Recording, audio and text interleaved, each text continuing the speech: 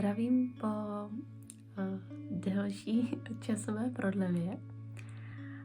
Píše se rok 2026, už leden, je 16. ledna.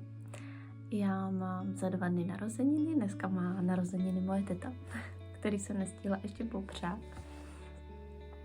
Ale my jsme se spolu viděli naposledy v roce 2020, kdy končily naše líbánky. Vám se to video moc líbilo.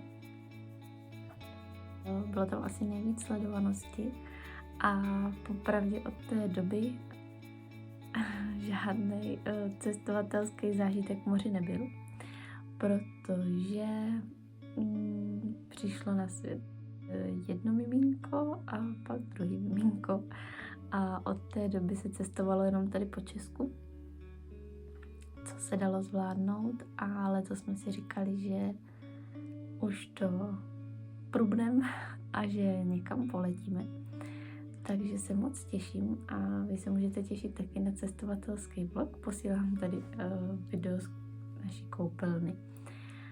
Zatím to zkouším, uvidíme, jestli to někam dám nebo ne.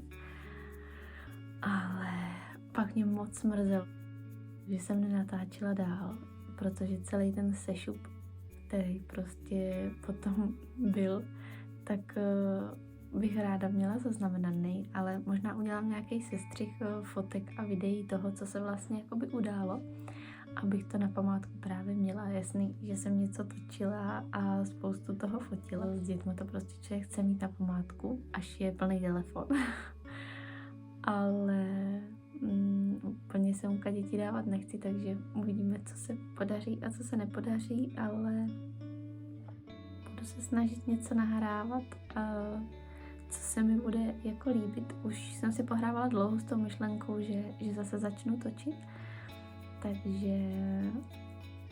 takže to zkouším teďka. Prostě si říkám, někdy něco zkusím, tak do toho jdu a buď to vyjde, nebo to nevyjde. Takže se na vás budu těšit. Určitě uvidíte ještě Sebinku, kterou pořád máme.